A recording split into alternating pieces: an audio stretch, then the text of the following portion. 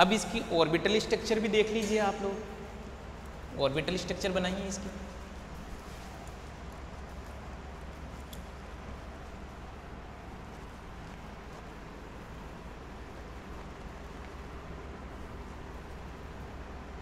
हाँ जी, इसकी orbital structure बनाते हैं हम। देखो ये तुम्हारे पास में कौन है, फॉस्फोरस है। यहाँ पर देखिए ये कौन है, ये इसका ऑर्बिटल है, कौन सा, sp3d। ये भी ऑर्बिटल कौन है, sp3d, sp3d, sp3d, और ये कौन है, sp3d। फिर देखिए यहाँ पर जो क्लोरीन है, इस क्लोरीन का कौन सा ऑर्बिटल काम आएगा भाई, p ऑर्बिटल काम आएगा। यहाँ पर कितने इलेक्ट्रॉन, 2 इलेक्ट्रॉन, ये 2 इलेक्ट्रॉन,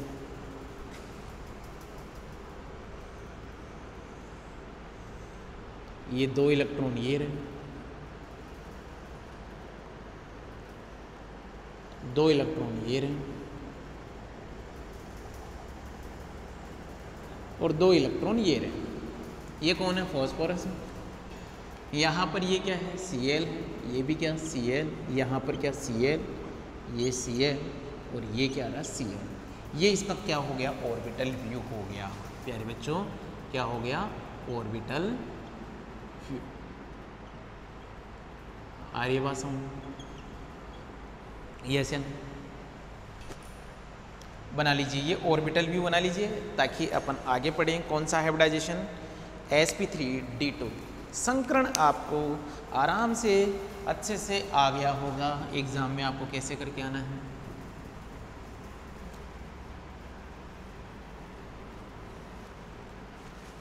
चलिए अपन आगे बात करें। ये आपने बना लिया होगा, आगे देखिए। आगे हम बात करते हैं, और क्या बात करेंगे। नेक्स्ट जो हाइब्रिडाइजेशन है वो आप लोगों का है sp3d2, sp3d2। और यहाँ पर इसके लिए जो एग्जाम्पल लेंगे वो लेंगे sf6। क्या लेंगे, sf6। यहाँ पर जो केंद्रीय परमाणु है वो कौन है, सल्फर। कौन है, सल्फर। ये चैन। तो यहाँ पर इस सल्फर का जो इलेक्ट्रॉनिक कॉन्फ़िगरेशन है वो क्या है, 1s2, 2s2, 2p6, 3s2, 3p4। यही तो होगा सल्फर का, बिल्कुल। देखो हमारे तो नहीं भी आता है तो हमें पता है ये जो सल्फर है वो कहाँ से, देखो ओल्ड स्टाइल से टीपो। तो यहाँ पर ये कौन सा है, सेकंड पीरियड, ये थर्ड पीरियड। तो थर्ड पीरियड है तो ये देखो थर्ड पीरियड, ये भी थर्ड पीरियड, यस है ना। तो इससे हमें ये भी पता चल जाएगा कि यस इसका कॉन्फ़िगरेशन क्या है, राइट कॉन्फ़िगरेशन है। चलो इसके ऊपर बात करते हैं। ये जो तुम्हारे पास में है इन्हें क्या बोलते हैं, बाइतम कोष। बाइतम कोष आउटर सेल है प्यारे बच्चों, ये आउटर सेल। ये आउटर सेल यहाँ पर मेंशन कीजिए। ये कौन है तुम्हारे पास में, 3s। कितने इलेक्ट्रॉन हैं यहाँ पर, 2। और ये कौन है, 3p, और यहाँ पर 4 इलेक्ट्रॉन है। कैसे, ये 4 इलेक्ट्रॉन। आई बात समझ। ये तुम्हारे पास में कौन सी है, ग्राउंड स्टेट है। ग्राउंड स्टेट है, निम्नतम अवस्था है।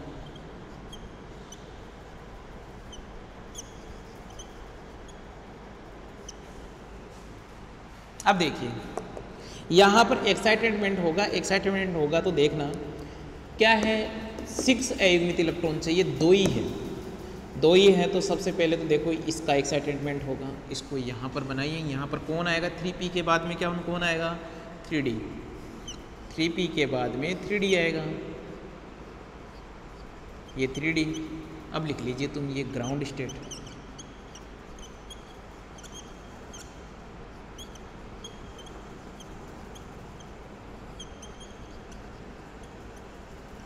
आगे बात समझ, यस या नो। देखिए इससे आगे,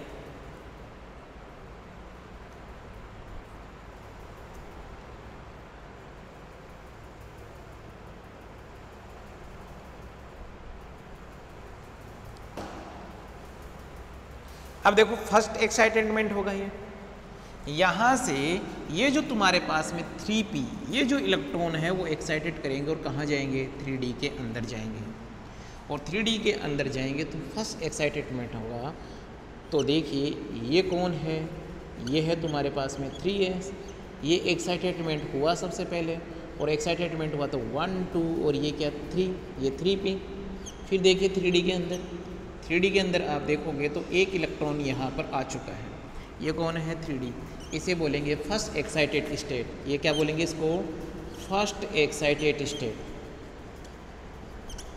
फर्स्ट एक्साइटेड स्टेट, प्रथम उत्तेजित अवस्था।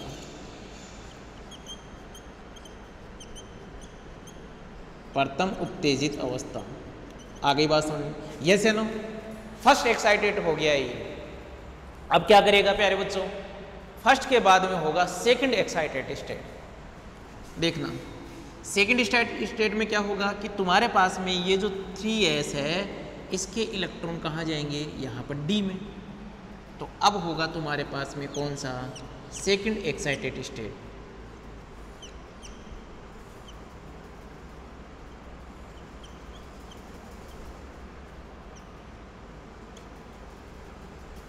ये इलेक्ट्रॉन कहाँ चला गया, इस d के अंदर। ये कौन है, 3s 3p और 3d, इसे बोलेंगे second excited state. Second excited state, द्वितीय उत्तेजित अवस्था, द्वितीय उत्तेजित अवस्था, द्वितीय उत्तेजित अवस्था। आई बात समझ। अब देखिए, अब अपन चलते हैं संकरण के तरफ। तो इस ऑर्बिटल को यहाँ बना लीजिए। अब ये कौन है तुम्हारे पास में, 3s, ये कौन है तुम्हारे पास में, 3p,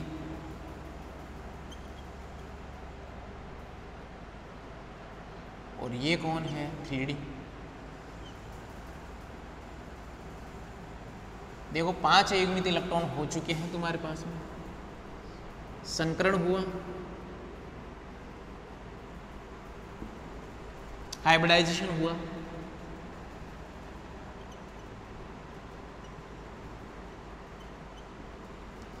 और जैसे ही हाइब्रिडाइजेशन होगा तुम्हारे पास में 6 संकृत कक्षकें बनेगी। भाई कितनी कक्षकें बनेगी, 6 संकृत कक्षकें बनेगी।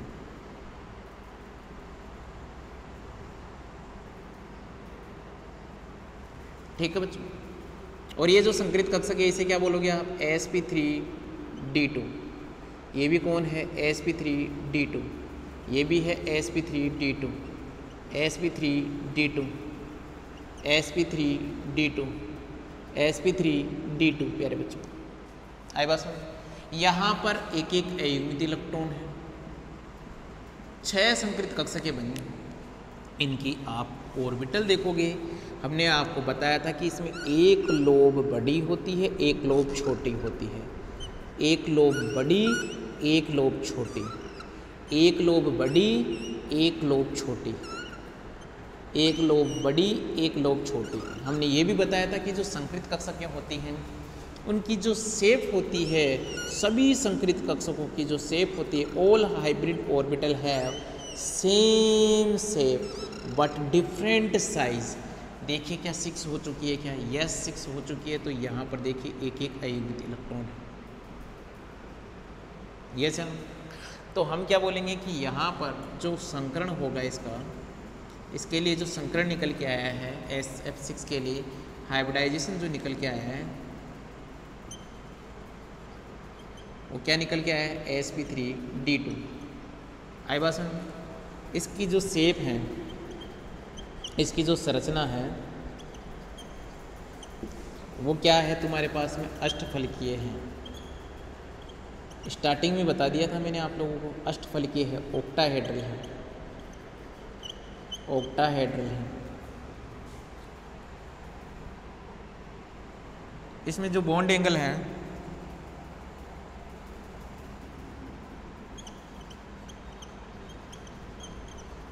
बॉन्ड एंगल है, जो बंद कोण है, वो कितना है 90 डिग्री। अरे बस 90 डिग्री का बॉन्ड एंगल। अब आप देख लेना कि जो बॉन्ड एंगल देख रहे हो, देखो भाई तुम्हारे पास में ये केंद्रीय धातु परमाणु है, यहाँ पर एटम है, यहाँ पर एटम है, यहाँ एटम है और यहाँ एटम है। अरे बात समझ में, और ये एटम है, तो इनके जो बॉन्ड एंगल है ये जो बॉन्ड एंगल है वो कितने डिग्री का है 90 डिग्री का बॉन्ड एंगल है। समझ में आ रही नहीं आ रही? और ध्यान देना इस मेटल, इस लिगेंड और इस लिगेंड के बीच में भी कितने डिग्री का बॉन्ड एंगल है 90 डिग्री का बॉन्ड एंगल है। वहाँ पे भी 90 डिग्री का बॉन्ड एंगल है। तो अब आप इसकी स्ट्रक्चर देखोगे, ये तो आप लोगों ने बना लिया, इधर का मैं मिटा देता हूँ।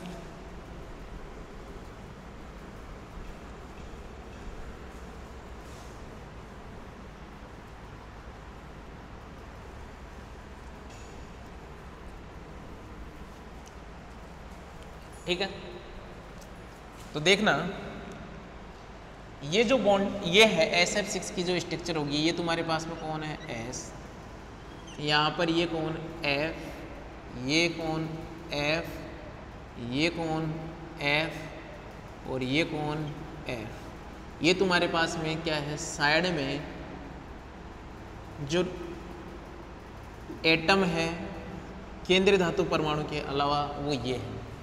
तो आपको दिखेगी ये एक ऑक्टाहेड्रल स्ट्रक्चर आप लोगों को दिखेगी। ये लो ये एक ऑक्टाहेड्रल स्ट्रक्चर है। इसके ऑर्बिटल व्यू की बात करते हैं, उसको मिटा देता हूँ। इसके ऑर्बिटल व्यू की बात करते हैं तो देखिए मैं क्या होगा इसका ऑर्बिटल व्यू।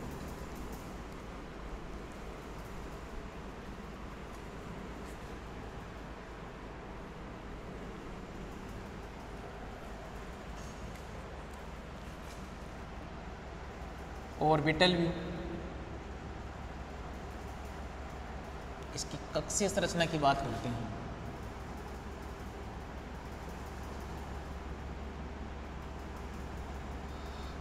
कक्षीय संरचना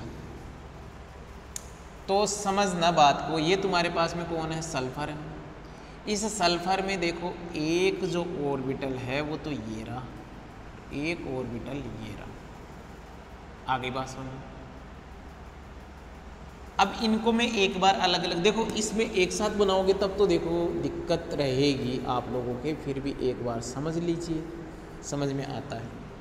ये तुम्हारे पास में S है, देखते हैं, मैं कोशिश करता हूँ कि एक में ही बना लूँ। देखो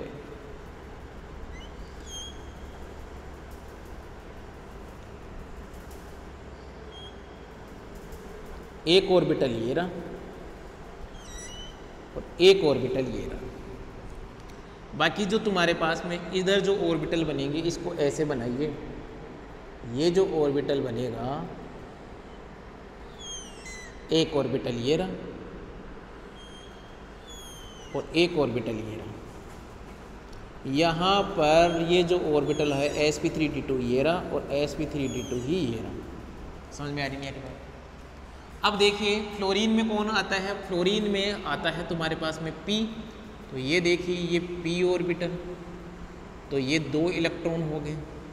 यहाँ पर भी ये P ऑर्बिटल, ये जो ओवरलैपिंग होगी वो कौन सी ओवरलैपिंग होगी, ये होगी sp3d2 P ओवरलैपिंग। इसके अंदर जो ओवरलैपिंग होगी वो होगी sp3d2 ओवरलैपिंग, sp3d2 ओवरलैपिंग।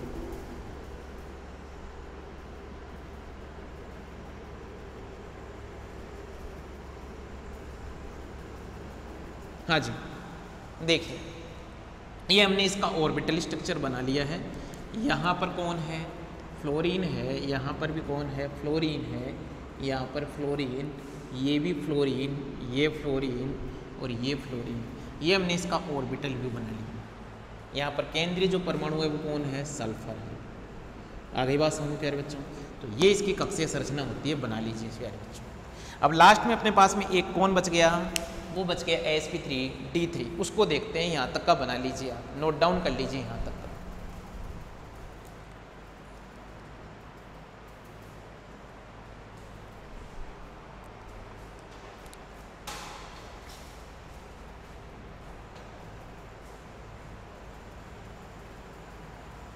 बना लो यहाँ,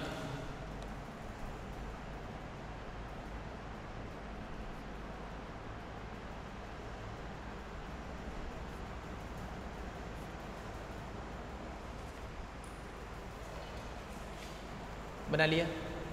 अब देखिए, अब अपन बात करते हैं किसकी, प्यारे बच्चों, अब लास्ट वाला जो हाइब्रिडाइजेशन है वो है sp3d3, उसके ऊपर बात करते हैं sp3d3।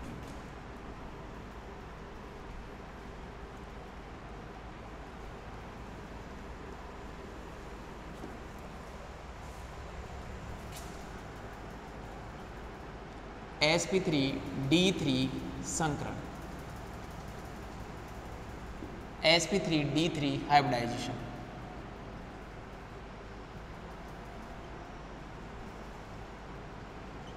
sp3d3 हाइब्रिडाइजेशन, इसका जो एग्जाम्पल हम लेंगे वो लेंगे IF7। IF7 यहाँ पर जो तुम्हारे पास में केंद्रीय धातु परमाणु है, जो सेंट्रल एटम है वो क्या है, आयोडीन है। आई बात समझ। अब इस आयोडीन का इलेक्ट्रॉनिक कॉन्फ़िगरेशन आना चाहिए, कॉन्फ़िगरेशन आना चाहिए, नहीं आता है तो फिर अपने पास में एक रास्ता भी बचता है। आप ये देखिए कि ये जो आयोडीन है वो कौन से ब्लॉक से बिलोंग करता है, इसका ब्लॉक देखिए प्यारे बच्चों, देखिए ध्यान देना, ये एक रास्ता है, ये एक ट्रिक है कि जब आपको एटॉमिक नंबर ध्यान नहीं हो या एटॉमिक नंबर हायर हो तो उसका कॉन्फ़िगरेशन कैसे पता करोगे, जिसकी हमें नीड है।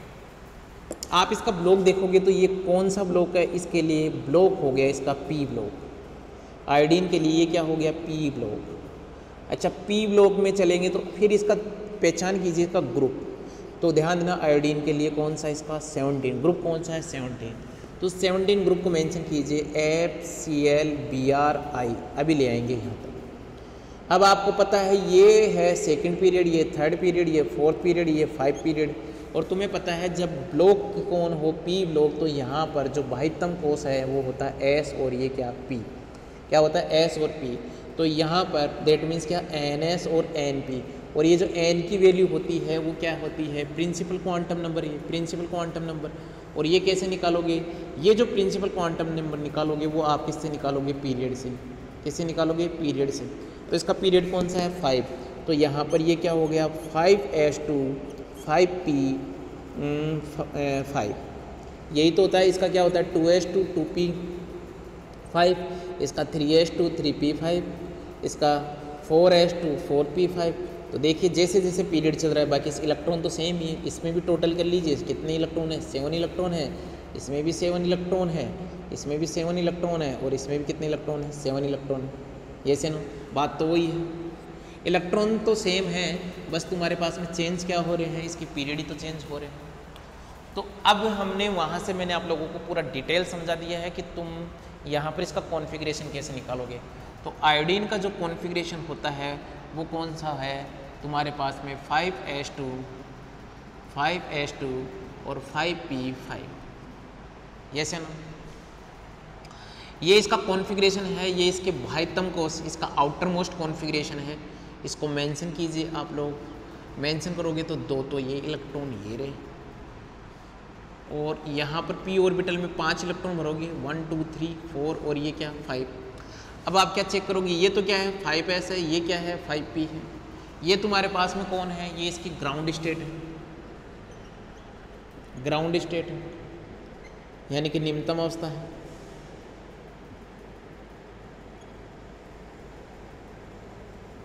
आर्य बात समझ, बाकी उसको मैं इरेज कर देता हूँ।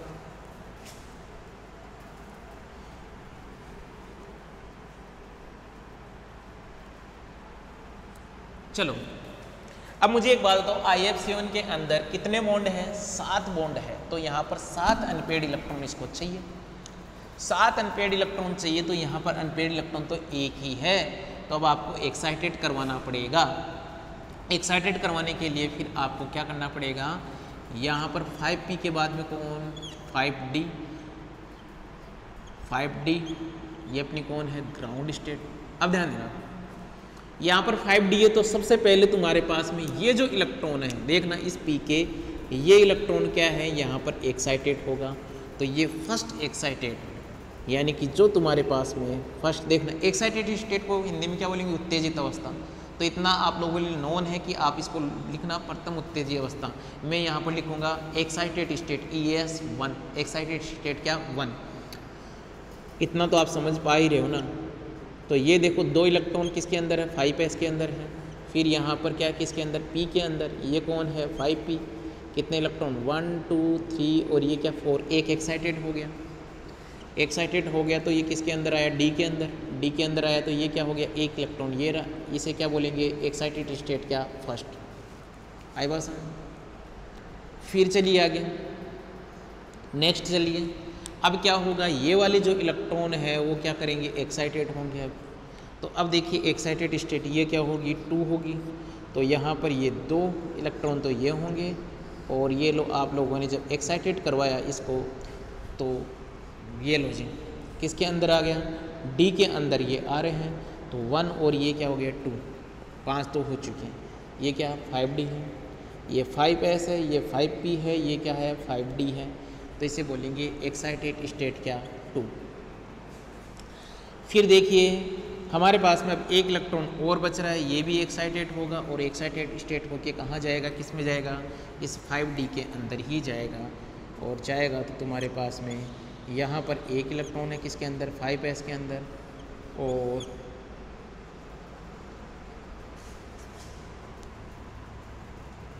ये SP नहीं है भाई, 5P है,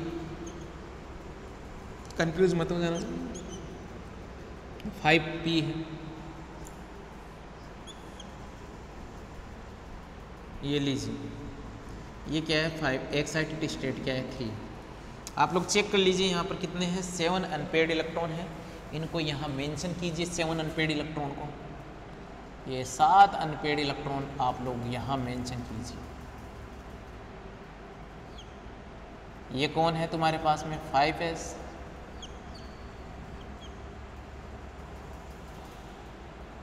5P,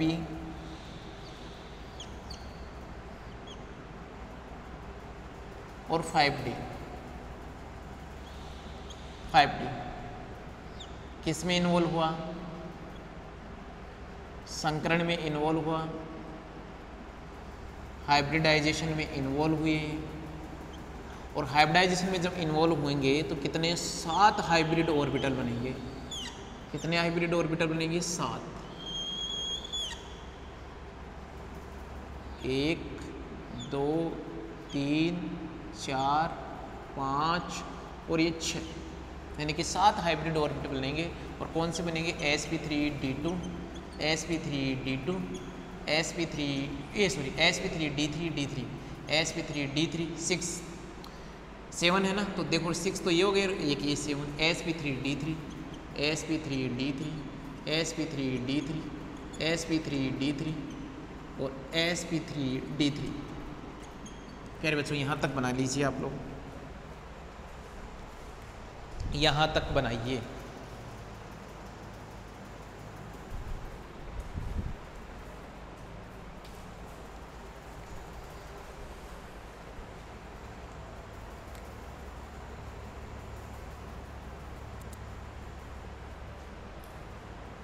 यहाँ तक बना लिया। अब देखो इनकी जो ऑर्बिटल की स्ट्रक्चर होगी वो क्या होगी, एक लोब बड़ी एक लोब छोटी, एक लोब बड़ी एक लोब छोटी, एक लोब बड़ी एक लोब छोटी, एक लोब बड़ी एक लोब छोटी, एक लोब बड़ी है एक लोब क्या है छोटी है, एक लोब फिर बड़ी और एक लोब छोटी। 1 2 3 4 5 6, एक लोब बड़ी और एक लोब क्या हो गया छोटी है। ये तुम्हारे पास में 7 क्या है, संकृत क्या है, हाइब्रिड ऑर्बिटल है, जिन्हें क्या बोलोगे आप, sp3d3, sp3d3, sp3d3, sp3d3, sp3d3, sp3d3, sp3d3। आई बात, यहाँ तक का काम आपने कर लिया होगा। इसको मिटा दे रहा हूँ।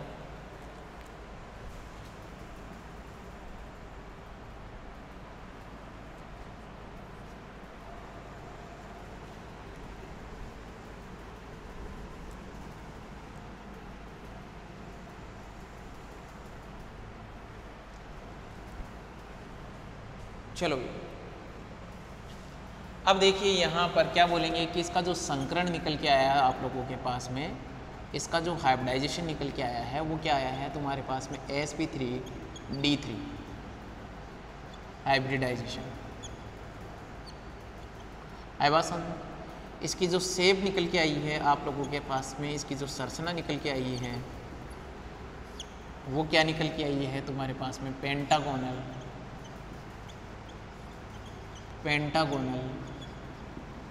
बाइपिरामिडल, पेंटागोनल बाइपिरामिडल यानी कि पंचभुजीय द्विपिरामिडी, पंचभुजीय द्विपिरामिडी,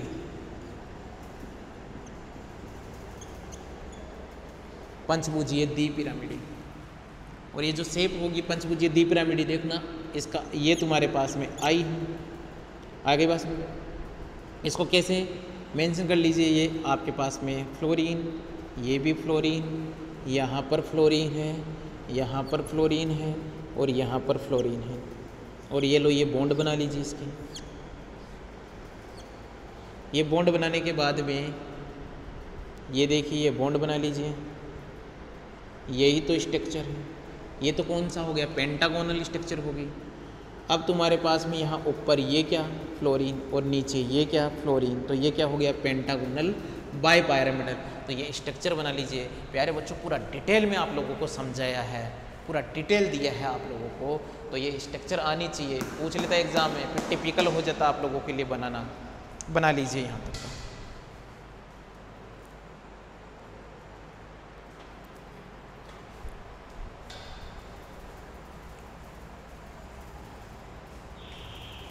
आगे बात सुन, यस या नो। यहाँ तक की बात क्लियर है, ये स्ट्रक्चर बना लीजिए। अब देखते हैं हम इसका ऑर्बिटल व्यू। मैं इसको मिटा देता हूँ और इसका क्या बना देता हूँ, ऑर्बिटल व्यू बना देता हूँ।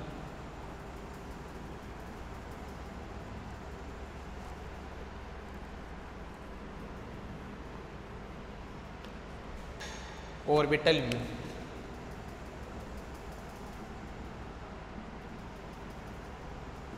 ठीक है।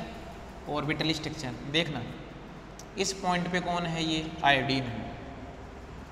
इस पॉइंट पे कौन है, आयोडीन है। देखते हैं कहाँ तक अपन बना पाएंगे। देखो एक ऑर्बिटल ये रहा, ठीक है जनाब, एक ऑर्बिटल ये रहा, एक ऑर्बिटल ये रहा, एक ऑर्बिटल ये रहा और एक ऑर्बिटल तुम्हारे पास में ये रहा, एक ऑर्बिटल ये और एक ऑर्बिटल ये। आप अलग कलर से बनाइए। ध्यान देना ये सब की इनकी ये तुम्हारे पास में है, ये संकृत कक्षा का, तो इनकी जो आकृति है वो लगभग क्या बनाना, आप लोग समान सी बनाना। मतलब जो इनके तुम्हारे पास में जो साइज है वो समान बनाना, आकृति समान बनाना, ठीक है। अब देखिए वो फ्लोरीन है, तो फ्लोरीन है बॉन्डिंग कैसे करेगा, फ्लोरीन बॉन्डिंग करेगा ऐसे। ये क्या है तुम्हारे पास में, 2 इलेक्ट्रॉन यहाँ फ्लोरीन है, ये 2 इलेक्ट्रॉन,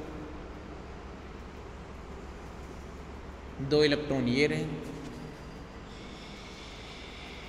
2 इलेक्ट्रॉन ये रहे, 2 इलेक्ट्रॉन ये रहे,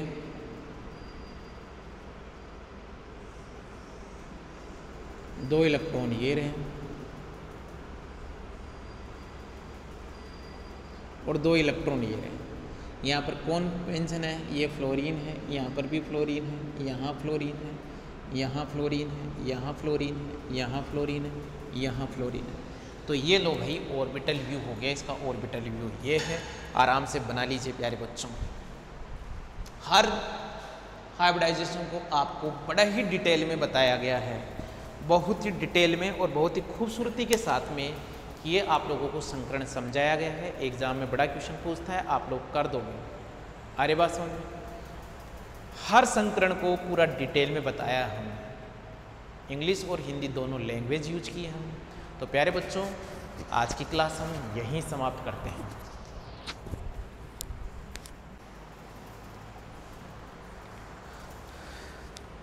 नमस्कार प्यारे बच्चों, उम्मीद करता हूँ सभी स्वस्थ होंगे। देखो धीरे धीरे हमारी क्लास जैसे जैसे आगे बढ़ रही है, आप लोगों को हर बात समझ में आ रही है। क्योंकि हमने टॉपिक ही क्या स्टार्ट किया था, केमिकल बॉन्डिंग, और हमारा पर्पस क्या था इसके पीछे कि आपकी और हमारी क्या है बॉन्डिंग बन जाए। एक बार आपका और हमारा बंधन बन जाए, उसके बाद में आपको हर चीज़ समझ में आएगी। बंधन से मतलब है कि आपको मेरी लैंग्वेज समझ में आ जानी चाहिए। आई बात समझ, मैं कैसे एक्सप्लेन कर रहा हूँ उसका मेथड आप लोगों को समझ में आ जाना चाहिए। तो 2-3 क्लास के अंदर आप लोगों को ये सारी चीज़ें समझ में आ गई होंगी धीरे धीरे, और नहीं आई है तो धीरे धीरे और समझ लीजिए। उसके बाद में आप लोगों को क्या है, कोई भी क्लास है वो समझने में कभी परेशानी नहीं होगी। आ रही बात समझ में? हमने क्या देख लिया था प्यारे बच्चों, हमने देख लिया लुईस कॉन्सेप्ट देख लिया था वीबीटी में। हमने क्या देख लिया, ओवरलैपिंग देख ली और हाइब्रिडाइजेशन देख लिया। ये वीबीटी भी कंप्लीट होगी। अब देखो लुईस के बाद में कौन सी थ्योरी आई थी, संयोजकता बंध सिद्धांत। और वो थ्योरी क्यों आई, क्योंकि लुईस में कुछ कमियां रह गई होगी, इसलिए संयोजकता बंध सिद्धांत आया। अब ये जो संयोजकता बंध सिद्धांत है, ये जो तुम्हारे पास में वैलेंस बॉन्ड थ्योरी है, इसमें भी प्यारे बच्चों कुछ कमियां रह गई थी। और वो कमियां क्या थी कि ये बॉन्ड एंगल जो बंद कोण है, इसके बारे में प्रॉपर क्या है एक्सप्लेनेशन नहीं कर पाया था। आई बात समझ में? या मैं ये कह दूं कि ये जो तुम्हारे पास में जो इनकी जियोमेट्री है उसके बारे में एक्सप्लेन नहीं कर पाया था। जो मॉलिक्यूल है उसकी जो शेप है उसका प्रॉपर ये आइडिया हम लोगों को नहीं दे पाया था। कैसे, जैसे H2 आती है, इसके पास में प्रॉब्लम हो जाती है कि अब इसकी शेप क्या होगी। हाइब्रिडाइजेशन तो उसमें सेम निकलेगा। जैसे CH4 है, CH4 का बात को समझना, जो तुम्हारे पास में CH4 है, इस CH4 का और H2O है, इन दोनों का हाइब्रिडाइजेशन तो क्या निकलेगा, सेम निकलेगा। इसका भी sp3 होता है और इसका भी sp3 होता है।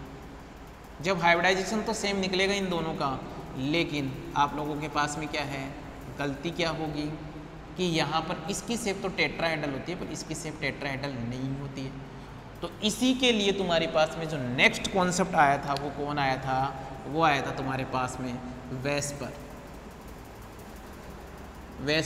Valence shell electron pair theory, valence shell electron pair theory, संयोजकता कोष इलेक्ट्रॉन बंध सिद्धांत, संयोजकता कोष इलेक्ट्रॉन बंध सिद्धांत। लेकिन इससे पहले हम लोगों को क्या सीखना पड़ेगा कि संकरण की गणना कैसे की जाती है, हाउ टू कैलकुलेट हाइब्रिडाइजेशन। तो अब आप टॉपिक मेंशन कीजिए। आज हम संकरण निकालना सीखेंगे। संकरण कैसे निकाले जाते हैं, इस क्लास में हम देखेंगे कि संकरण को निकाला कैसे जाता है। देखिए संकरण पढ़ लिया था हम लोगों ने, अब देखेंगे संकरण को आप निकाल कैसे रहे हो। How to found, how to found hybridisation.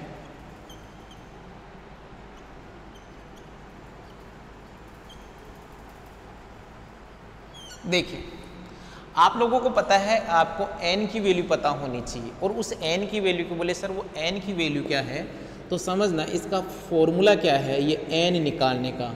ये n पता चल जाए तो तुम किसी का भी हाइब्रिडाइजेशन निकाल सकते हो। ओनली आज की क्लास में सीखेंगे हम हाइब्रिडाइजेशन कैसे निकाला जाता है।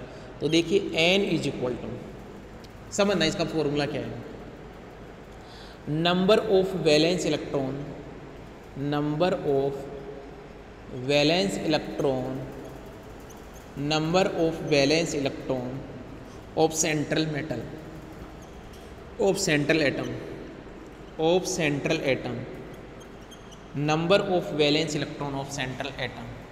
क्या बोलोगे, केंद्रीय परमाणु के संयोजी कोष में, केंद्रीय परमाणु के, केंद्रीय परमाणु के संयोजी कोष में, संयोजी कोष में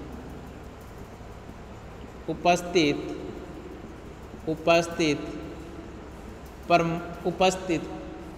केंद्रीय परमाणु के संयोजी कोष में उपस्थित इलेक्ट्रॉनों की संख्या, इलेक्ट्रॉनों की संख्या। देखो ये कैसे निकालेंगे अभी देखते हैं, अपन इसके ऊपर बात करेंगे। प्लस प्लस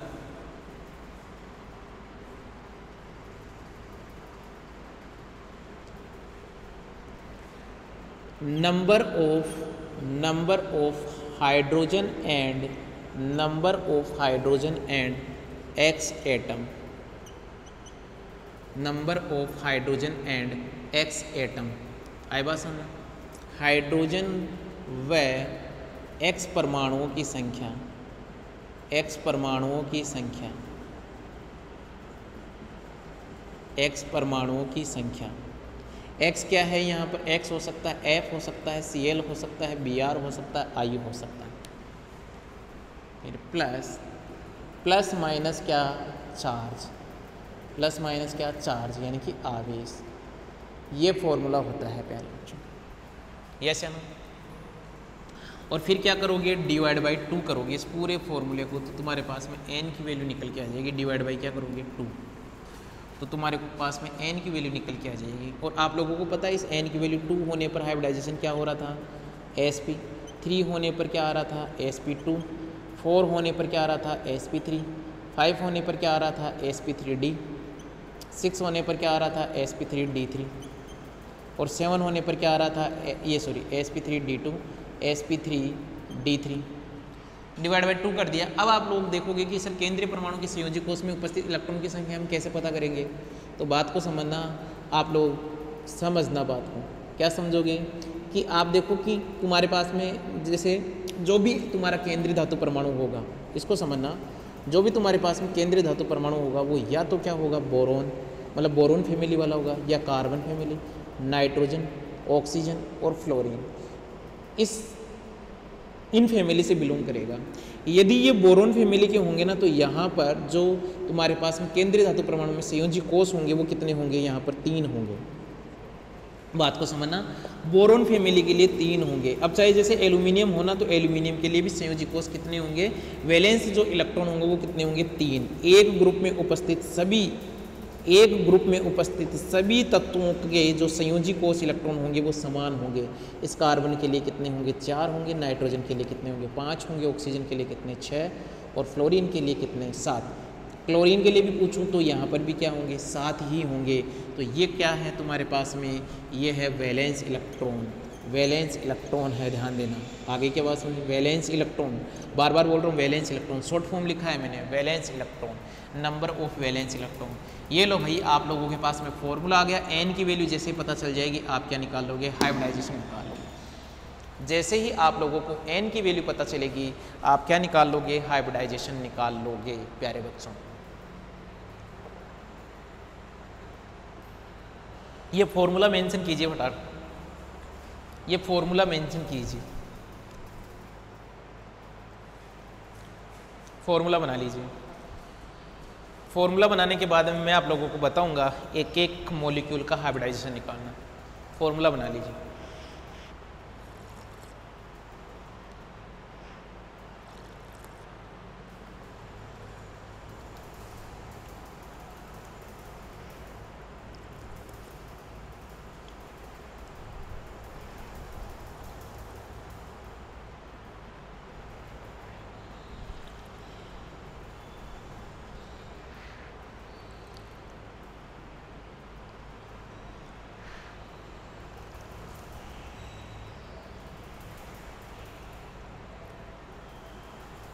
बना लिया फॉर्मूला। अब देखिए, मैं आप लोगों को एग्जांपल देता हूं, आप उनको सोल्व करते जाइए।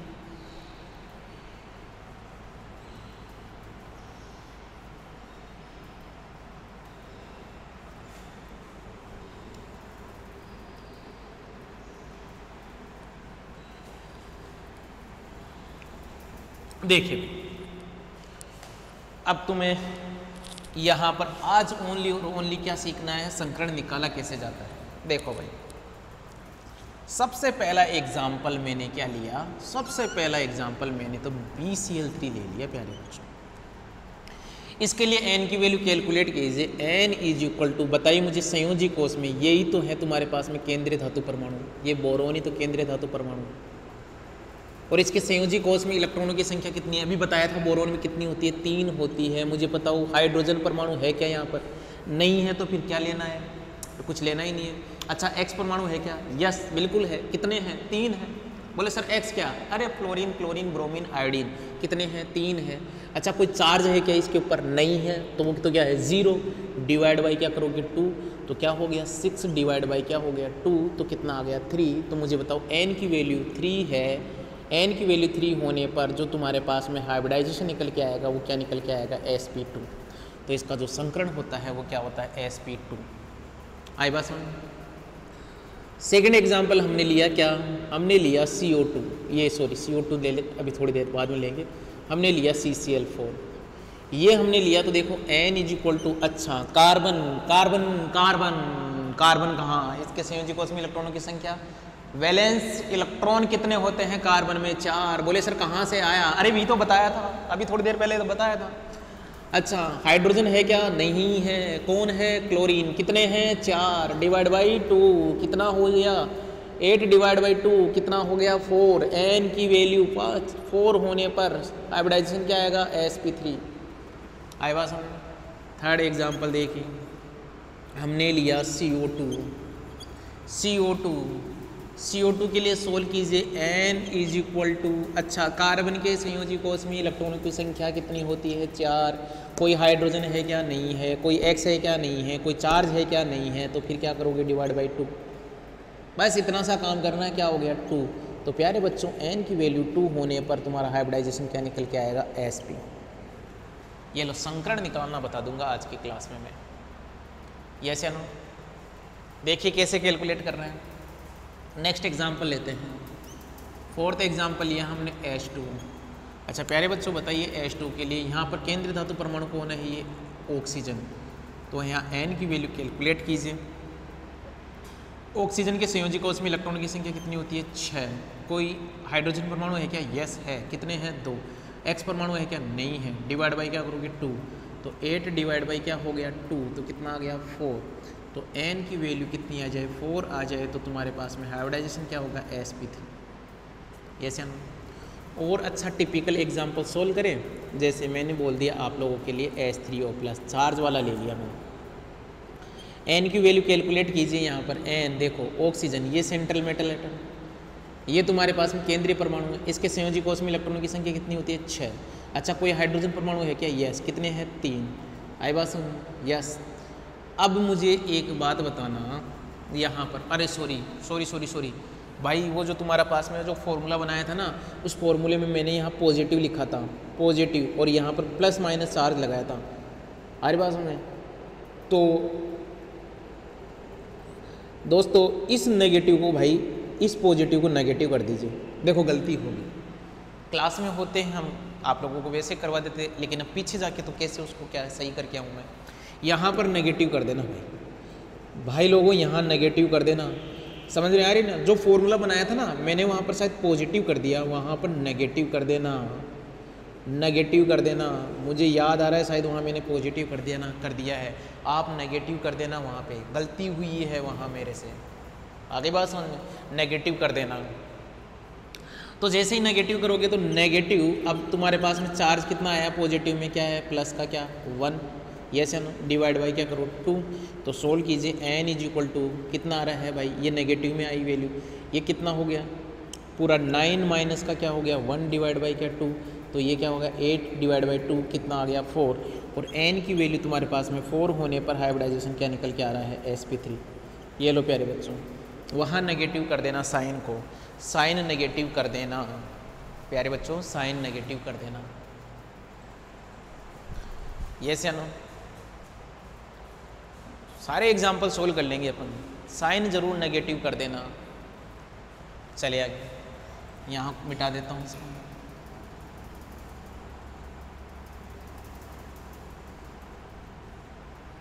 फिर देखते हैं एक एग्जाम्पल लेते हैं अपन NH4 पॉजिटिव। अच्छा पहले तो NH3 सोल्व कर लेते हैं ना, NH3 को सोल्व कीजिए पहले तो।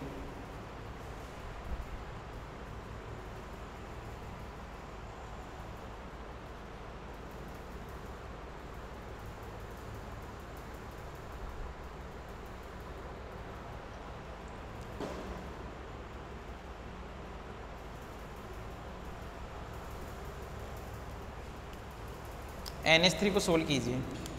देखो NH3 को सोल्व करोगे तो यहाँ पर n is equal to nitrogen के संयोजी कोष में इलेक्ट्रॉनों की संख्या कितनी होती है 5। अच्छा कोई हाइड्रोजन परमाणु है क्या, यस। कोई एक्स है क्या, नहीं। कोई चार्ज है क्या, नहीं। डिवाइड बाई क्या 2, तो क्या करोगे 8 डिवाइड बाई 2 कितना आ रहा है तुम्हारे पास में 4। एन की वैल्यू 4 होने पर हाइब्रिडाइजेशन क्या रहेगा आप लोगों का sp3। जब तक एन की वैल्यू 4 है हाइब्रिडाइजेशन क्या रहेगा sp3। नए एग्जाम्पल लीजिए, कौन लेंगे NH4 क्या पॉजिटिव। यहाँ पर एन की वैल्यू कैलकुलेट कीजिए, n इज इक्वल टू, अच्छा नाइट्रोजन के संयोजी कोष में इलेक्ट्रॉनों की संख्या कितनी होगी 5। अच्छा हाइड्रोजन परमाणु की संख्या कितनी है 4। कोई एक्स परमाणु है क्या, नहीं। डिवाइड बाई क्या 2। अच्छा एक बात हो, यहाँ नेगेटिव आएगा, ये आएगा, यस या नो। ये तो ये यहाँ नेगेटिव आएगा। अब चार्ज कितना है तुम्हारे पास में, प्लस का 1 है। चार्ज क्या है, प्लस का 1 है। ब्रैकेट में क्या है, प्लस का 1 है। सोल्व कर लीजिए एक बार दोनों को। n इज इक्वल टू क्या है 9 माइनस का 1 डिवाइड बाई क्या 2, तो n इज इक्वल टू क्या हो गया 8 divide by 2 is equal to कितना हो गया 4। तो n की वैल्यू 4 आने पर तुम्हारे पास में जो हाइब्रिडाइजेशन क्या आएगा sp3। अच्छा ध्यान देना, ये तो सिंपल कैलकुलेशन ही तो है, ये तो कैलकुलेशन ही है ना, ये तो आप लोगों का कैलकुलेशन पार्ट है ना। आगे बात समझ, यस या नो। चलिए अपन आगे और एग्जाम्पल लेते हैं, और बढ़िया बढ़िया एग्जाम्पल लेते हैं जो आपको एग्जाम में पूछा जा सकता है। अच्छा इन लोगों में तो ये देगा 4-5 एग्जाम्पल दे देगा और बोलेगा इनके क्या निकालिए, हाइब्रिडाइजेशन के निकालिए। जैसे तुम लोगों को दे दिया उसने ICl2 माइनस, अब डरना नहीं है भाई, इसके अंदर जो तुम्हारा केंद्रीय धातु परमाणु है, ये जो केंद्रीय परमाणु है वो क्या है आयोडीन है। तो इसके लिए n की वैल्यू कैलकुलेट कीजिए, n इज इक्वल टू कितना है आयोडीन के, इधर देखिए फ्लोरीन में कितना बताया था मैंने 7 बताया था। तो फ्लोरीन, क्लोरीन, ब्रोमीन और आयोडीन एक ही ग्रुप से तो बिलोंग करते हैं, और यदि एक ही ग्रुप से बिलोंग करते हैं तो इसके संयोजी कोष में इलेक्ट्रॉनों की संख्या कितनी होगी 7 प्लस हाइड्रोजन है क्या, नहीं है, x है यानी कि Cl है, कितने हैं 2। अच्छा अब मुझे ये बताइए यहाँ पर कौन नेगेटिव, यहाँ पर माइनस का क्या हो गया 1, तो डिवाइड बाई क्या हो गया 2, तो n इज इक्वल टू क्या हो गया 9, और वो क्या हो गया पॉजिटिव में क्या 1, माइनस माइनस मल्टीप्लाई होके क्या हो गया प्लस, और यहाँ पर डिवाइड बाई क्या हो गया 2।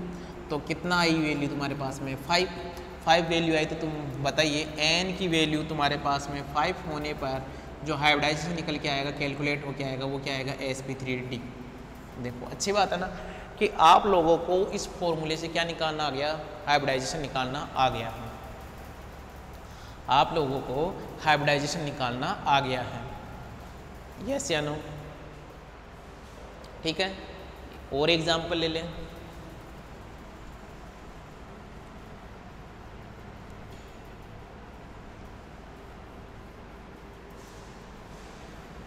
देखो ये मेंशन है, ये आ सकता है आपके, एक तुम्हारे सिलेबस में मेंशन है ClF3, इसमें जो तुम्हारा केंद्रीय परमाणु है वो कौन है Cl है। तो यहाँ पर n की वैल्यू कैलकुलेट कीजिए, n इज इक्वल टू, अच्छा क्लोरीन के संयोजी कोष में इलेक्ट्रॉनों की संख्या कितनी है प्यारे बच्चों 7। अच्छा कोई हाइड्रोजन है क्या, नहीं है। x है क्या, यस। क्लोरीन है कितना 3, डिवाइड बाई क्या 2, तो ये क्या हो गया 10 divide by 2 is equal to कितना आ गया 5। n की वैल्यू 5 होने पर तुम्हारे पास में जो संकरण निकल के आएगा वो क्या निकल के आएगा sp3d। ये लो, आए बात समझ में। एक एग्जाम्पल और सोल्व कीजिए, वो भी एग्जाम में पूछा जा सकता है। जो भी बता रहा हूँ इनको सबको आप नोट करते चलिए।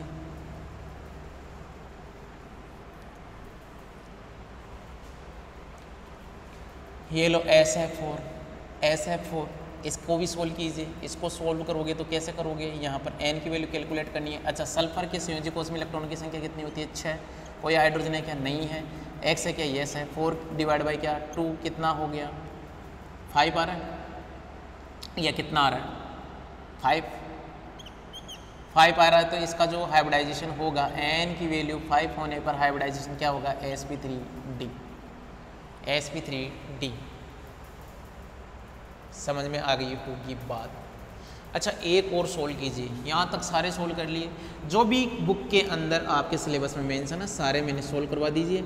एक SF6 को भी सोल्व कीजिए। देखो SF6 के लिए क्या बोलोगे, n इज इक्वल टू, अच्छा जिनोन के संयोजी कोष मतलब जो इनर्ट गैसें है, जिनोन के संयोजी कोष में इलेक्ट्रॉनों की संख्या कितनी होती है 8।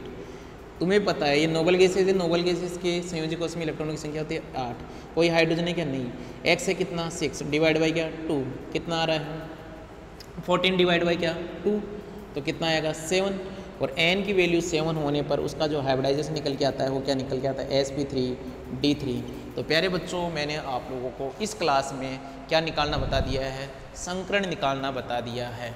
आगे क्या बात समझ में, इस क्लास में हमने सीख लिया है कि संकरण कैसे निकाला जाता है। तो बच्चों, ये क्लास हम यहीं समाप्त करते हैं। नई क्लास में नया टॉपिक स्टार्ट करेंगे और वो कौन है आप लोगों का, वेस्पर। तब तक आप लोग क्या है, इन चीज़ों को पढ़िए, इन चीज़ों को बार बार याद कीजिए ताकि तुम लोगों को हर टॉपिक अच्छे से समझ में आता रहे। तो प्यारे बच्चों, ये क्लास हम यहीं समाप्त करते हैं।